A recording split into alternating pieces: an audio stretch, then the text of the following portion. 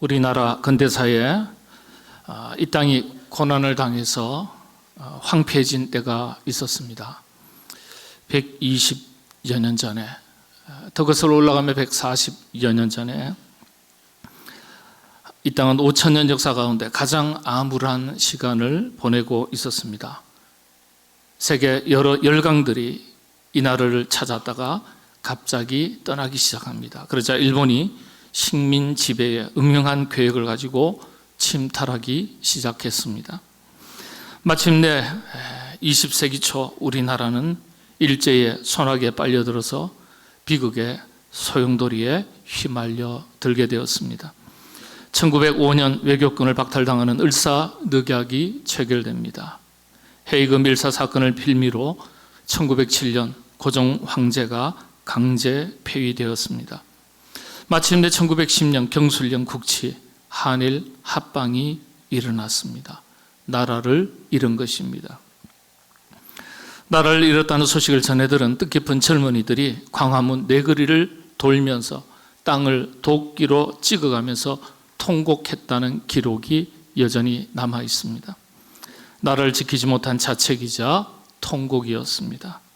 그 시간 교회에서도 나라를 지키지 못한 것을 내 탓이라, 우리들의 탓이다, 자신의 탓이라고 울부짖는 기도 소리가 울려 퍼지기 시작했습니다.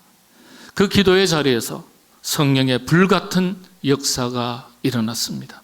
예배 시간마다, 기도 시간마다 나라를 지키지 못한 죄를 회개했습니다. 나라를 더 많이 사랑하지 못한 죄를 회개했습니다. 그리고 온갖 미신과 우상을 숭배했던 자신들의 죄를 회개했습니다. 바로 평양 대부흥 사건이 대표적인 사건입니다. 이 회개운동이 전국 곳곳으로 퍼져나가기 시작했습니다. 고요하게 잠들어 있는 것만 같았던 교회들이 드디어 들고 일어서기 시작했습니다. 1919년 3월 1일 인구의 1.3%, 겨우 20만 명에 불과한 기독교인들이 중심이 되어서 3.1 독립만세운동이 시작됩니다. 3.1 운동 당시 한반도에 20만 명밖에 되지 않았던 그리스도인들이 곳곳에 교회를 세우고 국민들을 계몽하고 나라를 다시 일으켜 세울 정신을 불어넣고 영혼을 살리는 데 앞장섰습니다. 3.1 운동, 독립만세 운동에 본부가 있었습니다.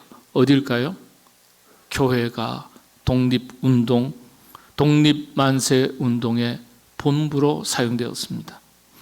교회가 독립운동의 중심에 서 있었습니다. 그 힘으로 나라를 되찾는 씨앗이 되었습니다. 36년 동안 말도 못할 치욕의 세월을 보냈습니다. 모든 학교가 폐교되고 일본말로 수업을 해야 했고요. 운동장에 모여서 일왕을 향해서 머리를 조아린 뒤에야 그리고 아침 조회를 해야 했었던 때가 있었습니다.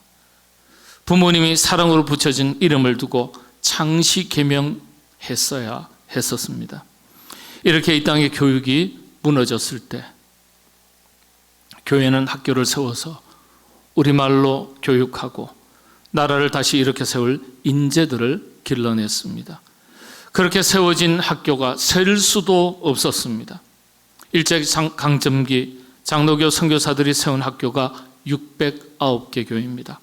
감리교 선교사들이 세운 학교가 200개입니다. 항무지 같은 이 땅의 선교사들에 의해서 900여 개가 넘는 학교가 세워졌습니다. 배제학당, 이화학당, 이화대학, 연희대학 다 그렇게 세워진 학교들입니다. 이후에 이 땅의 선조들도 뒤질세라 자신의 전 재산을 기부해서 학교를 세우기 시작했습니다. 오산학교, 대성학교가 대표적인 학교입니다. 1901년에 세워진 그 학교가 바로 장로의 신학대학이었습니다. 수많은 학교들이 그렇게 세워져 독립운동가를 길러냈고 나라와 민족 그리고 교회 지도자들을 길러냈습니다. 그들이 마침내 국내에서 국외에서 피를 흘리고 목숨을 바쳐 조국 독립을 이루어냈습니다. 그 중심에 항상 교회가 있었습니다. 그 중심에 항상 헌신된 하나님의 일꾼들이 있었습니다. 교회는 그렇게 나라가 무너지고 백성들이 고난당할 때에 자신을 희생해서 교육의 힘으로 나라를 다시 일으켜 세웠습니다. 교회를 지켰습니다. 교회를 세워나갔습니다. 지성의 힘만이 아닌 신앙의 힘으로 일어선 것입니다. 변변한 병원 하나 없을 때 선교사들과 교회는 병든 이들을 치료하기 위해서 수많은 병원들을 세웠습니다. 그렇게 세워진 병원들이 이름만 들어도 익숙한 세브란스 병원, 동산병원, 전주 예수병원, 말할 수 없이 많은 병원들이 세워졌습니다. 학교와 마찬가지로 그렇게 세워졌습니다. 알렌 선교사가 세운 광해문, 우리나라 최초의 현대 의료 시설이었습니다. 그 중심에 역시 교회가 있었습니다. 몸 돌볼 장소조차도 여의치 않았던 이 땅에 그렇게 병원들이 세워져서 지금까지 이어져 오고 있습니다. 그렇게 한국교회는 근대사 100여 년의 세월에 아무랬던 나라와 민족을 일으키고 사회 발전을 이루어 나가는데 건강한 정신적 토양을 제공하고 빛과 소금의 역할을 다해왔습니다. 그래서 그런지 한국교회는 선교 100년 사이에 세계 교회 역사의 유래를 찾아보기 어려울 정도로 놀라운 영적 부흥과 성장을 이루게 되었습니다. 그러나 해방 이후에 6.25 전쟁, 민족사의 또 하나의 비극이 시작이 되었습니다. 동족 상잔의 비극입니다. 그럼에도 불구하고 우리 민족은 저력이 있었습니다. 폐허 속에서 단 70년 만에 세계 경제 규모 10위권대에 진입했습니다. 폐허 속에서 한강의 기적을 이루었습니다. 사실 70년대 초까지만 하더라도 보릿고개를 넘지 못했습니다. 땅의 면적은 불과 세계 110위에 불과합니다. 지하 자원이 있습니까? 석유 한 방울 나지 않습니다. 전후에 쌀이 부족해서 대통령이 직접 나서서 쌀을 꿀어 필리핀, 베트남을 돌아다녔습니다. 박 대통령이 필리핀에서 당한 망신, 베트남에서 당한 망신은 지금까지도 유명한 일화로 전해지고 있습니다. 구걸한 것입니다. 그랬던 나라가 70년 만에 국민 소득 3만 불을 훌쩍 넘어서는 선진국에 올라섰습니다. 20세기 2차 세계대전 이후에 후진국에서 선진국에 올라선 국가는 대한민국이 유일합니다. 이런 대한민국, 우리의 조국을 자랑스럽게 여기시게 되기를 바랍니다. 이렇게 나라가 다시 일어서게 된 밑바닥에는 언제나 교회가 있었습니다. 복음의 힘이었고 기도의 힘이었고 수많은 그리스도인들의 헌신의 힘이었습니다. 교회와 그리스도인들의 자기 희생의 힘이 있었습니다. 부인하려 해도 부인할 수 없는 역사적 사실입니다.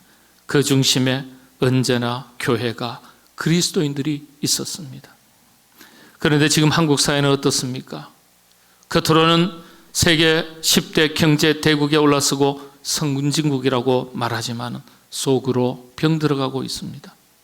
2022년 말 기준 우리나라 우울증 환자가 처음으로 100만 명을 넘어섰습니다.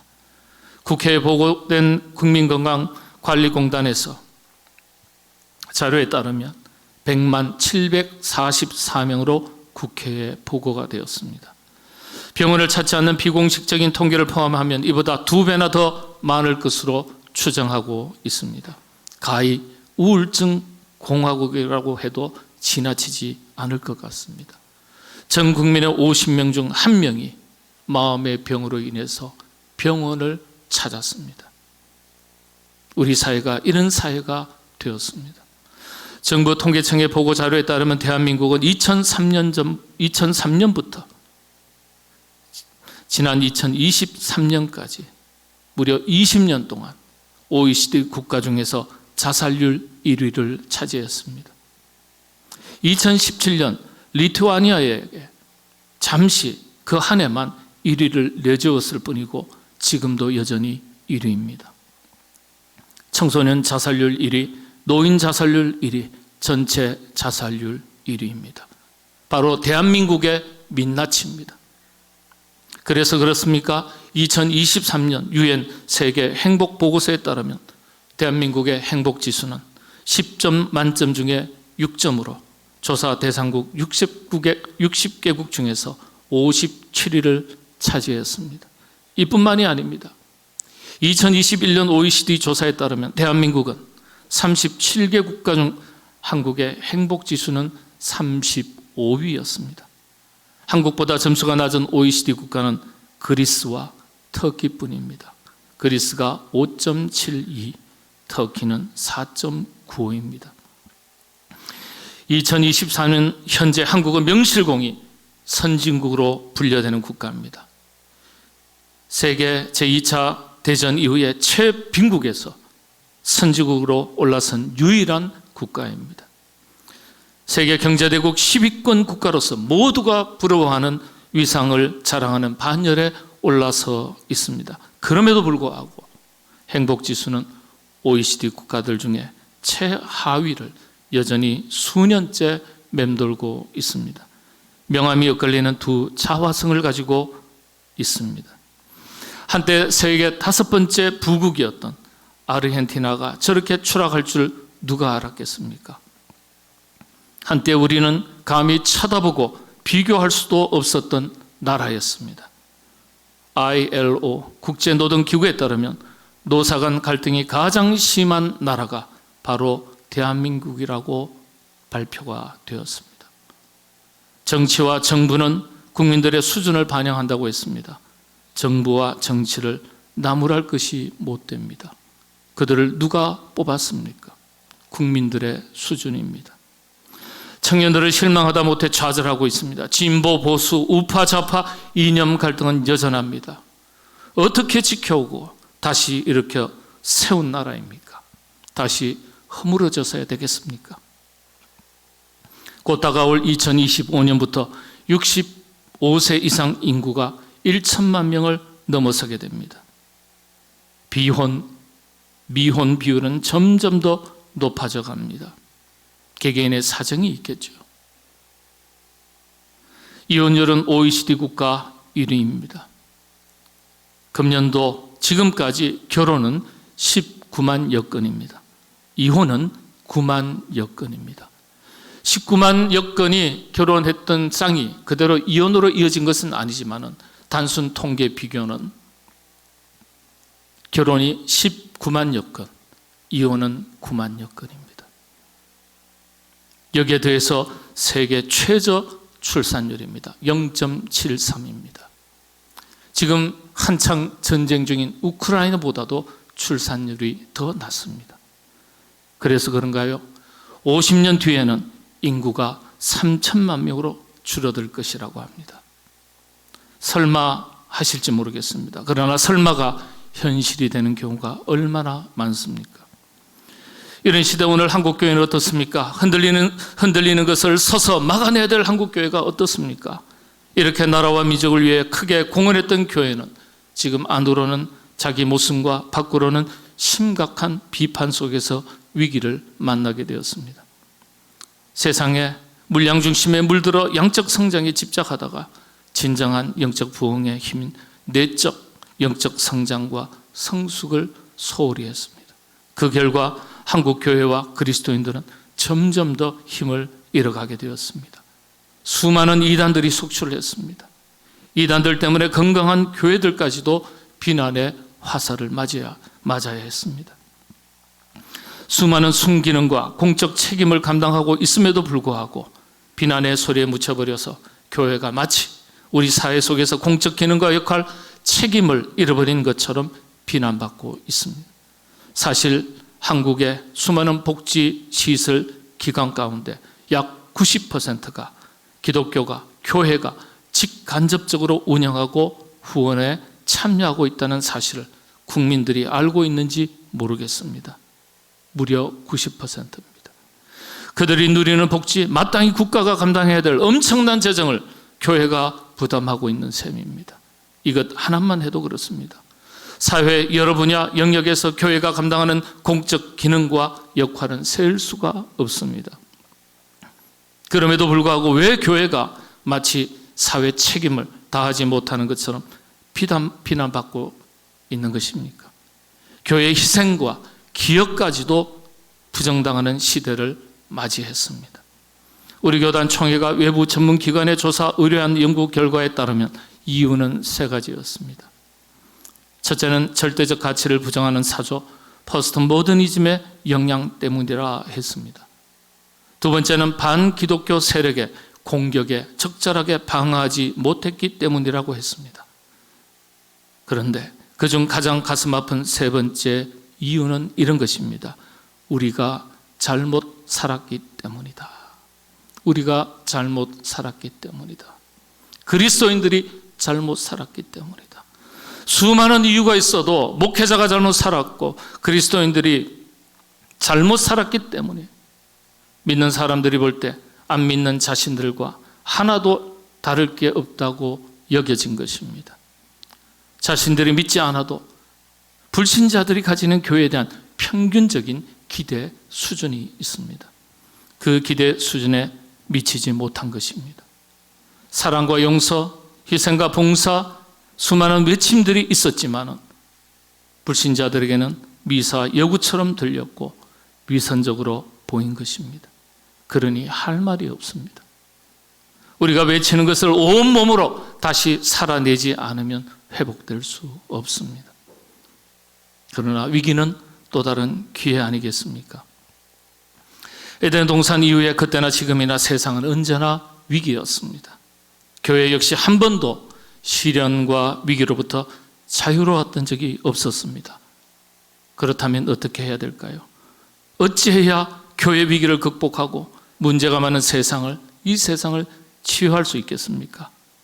성경의 답은 의외로 단순하고 간단합니다. 오직 예수, 오직 복음입니다. 복음이 답이에요. 위기의 시대에 필요한 것은 복음입니다. 오늘 말씀, 내가 복음을 부끄러워하지 아니하노니 이 복음은 모든 믿는 자에게 구원을 주시는 하나님의 능력이 됨이라. 복음이 우리에게 능력이 된다 했습니다. 복음을 붙들면 능력이 임하고 능력이 생기는 것입니다. 힘이 생기는 겁니다. 그래서 복음에 충실하셔야 됩니다. 오늘 본문 로마서는 복음은 모든 믿는 자에게 구원을 주시는 하나님의 능력이 된다고 분명하게 선포하고 있습니다. 그래서 복음이 답입니다. 여러분, 인생의 수많은 시련과 역경이 찾아올 때, 위기가 닥쳐올 때 물질을 붙들지 마시기 바랍니다. 사람 찾기 이전에 하나님의 말씀, 복음을 붙드시게 되기를 바랍니다. 그래야 하나님의 능력을 경험하게 됩니다. 하나님의 은혜를 경험하게 됩니다. 모든 성도들이 말씀 위에 든든하게 서가는 거룩한 하나님의 백성 되시기를 바랍니다.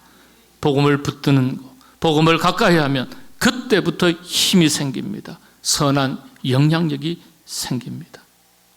이 복음의 핵심이 무엇이겠습니까? 예수 그리스도입니다. 말씀이 육신이 되어 우리 가운데 거하심에 그랬습니다.